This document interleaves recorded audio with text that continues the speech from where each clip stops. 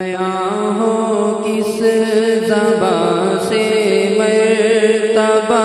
صدیق اکبر کا، بیاں ہو کس زبان سے مرتبہ صدیق اکبر کا، بیاں ہو کس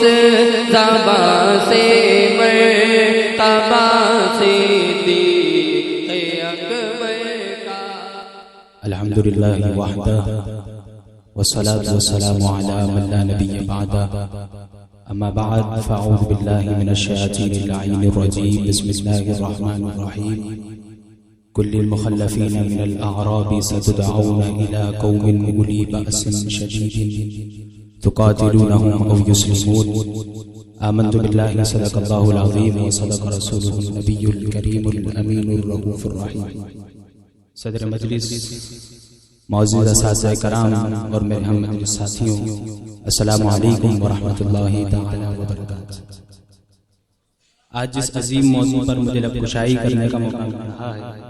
وہ عظیم موضوع حضرت سیدنا ابوبکر صدیق،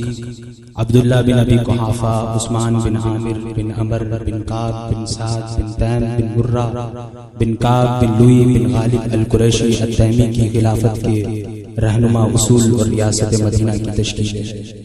موضوع انتہائی طویل ہے اور وقت بڑا قلیل ہے، اسی کے پیش نظر مختصر سی میری تقریر ہے، لیکن جو بھی کہوں گا ہم سب کے دلوں کی تسکین ہے۔ صدر علی وقار، امت مسلمہ نے اپنی پوری تاریخ میں اس سے زیادہ غم اور اس سے زیادہ پریشر نہ کبھی دیکھا اور سہا جو غم اور پریشر سیدنا حضرت ابوبکر صدیق رضی اللہ تعالی عنہ نے دیکھا بھی اور سہا۔ سرکار دو عالم صلی اللہ علیہ وآلہ وسلم ظاہری طور پر اس دنیا سے پردہ فرما چکے ہیں، اسلام ابھی نوزائیدہ ہے کہ پورے عرب میں یکا یک بغاوت کا طوفان اس زور سے اٹھا کہ اسلام کی عمارت کی در و دیوار مکمل طور پر ہل کر رہ گئے اور صحابہ کرام رضوان اللہ تعالی علیہم اجمعین اس میں محصور ہو کر گئے۔ صدر علی وقار، ایک طرف لشکر اسامہ رضی اللہ تعالی عنہ کی روانگی سے اہم ترین معاملہ ہے تو دوسری جانب مرتدین اور مانعین زکوٰۃ کھڑے ہو چکے ہیں، فتنے مکمل طور پر سر اٹھا چکے ہیں، اور تیسری جانب طلحہ اسود انسی اور قبیلہ تمیم کی سجح نامی عورت اور نعوذ باللہ مسیلمہ کذاب کی جانب سے نبوت کا دعویٰ ہو چکا ہے۔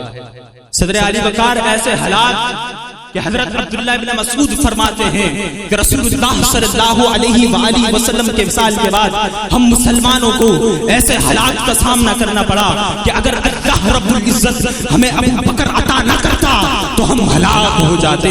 ایسے حالات کہ ام المؤمنین امی عائشہ صدیقہ رضی اللہ تعالی عنہا فرماتی ہیں کہ رسول اللہ صلی اللہ علیہ وآلہ وسلم کے وصال کے بعد میرے بابا یعنی حضرت سیدنا ابو بکر صدیق رضی اللہ تعالی عنہ پر ایسے بڑے بڑے مسائل اور حوادث گر پڑے کہ اگر وہ حوادث کسی پہاڑ پر گرتے تو وہ ٹوٹ کر ریزہ ریزہ ہو جاتے، لیکن قربان جائیے سیدنا صدیق اکبر رضی اللہ تعالی عنہ کے توکل پر، آپ کے ویژن پر، آپ کی ڈٹرمنیشن پر کہ ایک لمحے کے لیے بھی اگر مگر نہ تھا وہ رہنما جو ریاست مدینہ منورہ کے پہلے خلیفہ اول تھے، وہ رہنما جنہوں نے خلافت سنبھالتے ہی رہتی دنیا تک کے تمام مسلم حکمرانوں کے لیے یہ پہلا اصول وضع کر دیا کہ جب تک میں اللہ اور اس کے رسول صلی اللہ علیہ وآلہ وسلم کی اطاعت کروں تو تم میری اطاعت کرنا، اور جب میں اللہ اور اس کے رسول صلی اللہ علیہ وآلہ وسلم کی نافرمانی کروں تو تم پر میری کوئی اطاعت فرض نہیں ہے۔ وہ رہنما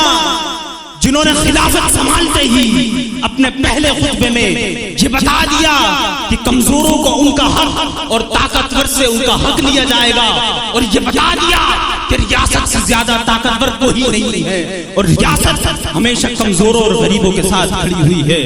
وہ رہنما جنہوں نے خلافت سنبھالتے ہی یہ بتلا دیا کہ جو قوم جہاد کو ترک کر دیتی ہے اللہ رب العزت اس پر ذلت کو مقدر فرما دیتا ہے، اس پر ذلت کو مسلط فرما دیتا ہے۔ وہ رہنما جنہوں نے خلافت سنبھالتے ہی یہ بتلا دیا کہ جس قوم میں فحاشی اور عریانی عام ہو جاتی ہے تو اللہ رب العزت اس قوم پر مصائب کو مستولی فرما دیتا ہے۔ وہ رہنما کہ جنہوں نے ریاست کی مفاد کے لیے حضور علیہ الصلوۃ والسلام کے قائم کردہ ایک فرد کو ان کے منصب پر رکھا، جس طرح رسول اللہ صلی اللہ علیہ وآلہ وسلم نے نام، وہ رہنما کہ جنہوں نے خلافت سنبھالتے ہی خالصتاً رسول اللہ صلی اللہ علیہ وآلہ وسلم کے کھینچے ہوئے خطوط پر ہی حکومت کو چلایا، وہ رہنما کہ جن کے 2 سال 3 ماہ 10 راتیں اور 10 دن کا عرصہ ہمیں یہ بتاتا ہے کہ جہاں بیرونی خطرات بھی لاحق ہو، جہاں اندرونی خطرات بھی لاحق ہو، اس وقت صدیق اکبر کا ویژن یہ ہے ایُنقص الدین وانا حی، کہ یہ کیسے ممکن ہو سکتا ہے کہ اللہ کے دین پر حملہ ہو رہا ہے اور صدیق اکبر زندہ ہے۔ وہ رہنما کہ جنہوں نے اپنی حکومت میں، اپنی خلافت میں 11 لشکر روانہ فرمائے۔ میں چند ایک کی طرف اگر اشارہ کروں کہ حضرت اکرمہ کو، حضرت اکرمہ بن ابی جہل کو عمان کی طرف، حضرت عمر بن العاص کو شام کی طرف، حضرت خالد بن ولید کو بصرہ کی طرف، اور سب سے پہلا لشکر آپ نے جو روانہ فرمایا وہ حضرت اسامہ بن زید رضی اللہ تعالی عنہ کا لشکر تھا۔ یہ دیکھ کر رومنز ہل کر رہ گئی، مرتدین جو تھے کہ 7 بڑے بڑے قبائل مرتد ہو گئے۔ کس زبان